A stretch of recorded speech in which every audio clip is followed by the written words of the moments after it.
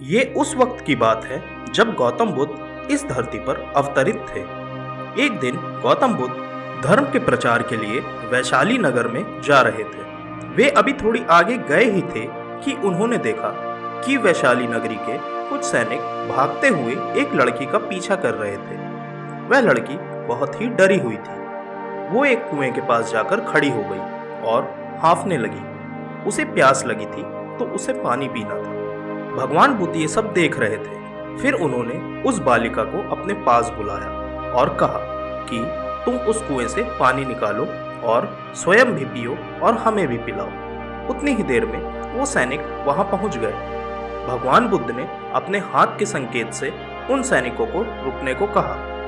फिर उस बालिका ने गौतम बुद्ध को कहा कि महाराज, मैं तो अछूत हूँ। मैं इस कुएं से पानी निकालूंगी तो जल दूषित हो जाएगा। मैं आपको कैसे पानी पिला सकती हूँ? भगवान बुद्ध ने उसे फिर से कहा, बेटी, मुझे जोर से प्यास लगी है। पहले तुम मुझे पानी पिलाओ। उसी वक्त वहां पर वैशाली के राजा पहुंच गए। उन्होंने बुद्ध को नमन किया और सोने के बर्तन में पानी देते हुए कहा, महाराज, ये लीजिए, केवड़े और गुलाब का सुगंधित पानी आपके लिए है। लेकिन बुद्ध ने उस पानी को लेने से इनकार कर दिया और कहा कि हम इस बालिका से पानी पिएंगे। राजा थोड़ी देर वहां रुक गए। बुद्ध ने फिर उस बालिका से अपनी बात दोहराई। फिर बालिका से रहा नहीं गया और इस बार साहस बटोरकर उसने कुएं से पानी निकाला। फिर पानी स्वयं पिया और बुद्ध को भी पिलाया। फिर पानी पीने के बाद बुद्ध ने बालिका से पूछा, पुत्री, तुम इतनी डरी हुई क्यों? तुम्हें किसका भय है? बालिका ने पूरी बात बताई कि मुझे राजा के दरबार में गाने का अवसर मिला था। मैंने गीत गाते हुए नृत्य किया।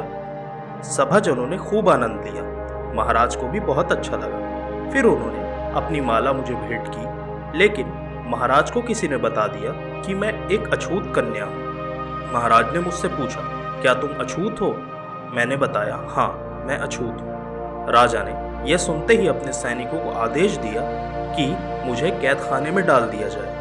मैं किसी तरह से वहां से बचकर यहाँ तक पहुंची थी तो आप मुझे मिल गए। बुद्ध ने पास में खड़े उस राजा को कहा कि सुनो राजन, मैं चाहता हूँ कि मेरी इस बात को आप सदैव याद रखें कि किसी भी इंसान की पहचान उसके धर्म या जाति से नहीं, पर उसके गुण और कर्मों से की जाती है। जिस बालिका के मधुर कंठ से निकले गीत और नृत्य का आप सबने आनंद उठाया, उसे पुरस्कार भी दिया।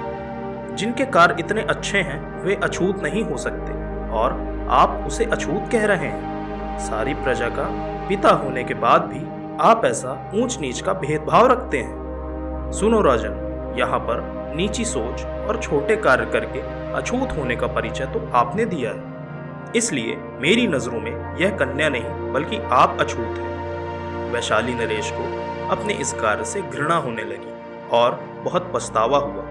फिर वह बुद्ध के चरणों में गिर पड़े और क्षमा मांगने लगे और कहा कि आपकी इस बात को मैं सदैव याद रखूंगा। यह बात बोलकर राजा वहां से चले गए। दोस्तों, इस कहानी से हमें यह शिक्षा मिलती है कि कोई इंसान अपने कार्यों और विचारों से बड़ा बनता है, अपने धर्म या जाति से नहीं। ऐसे छोटे विचार रखकर खुद अछूत न बने, बल्कि ऊंच नीच का भेदभाव भूलकर एक अच्छी मानवता का परिचय दें।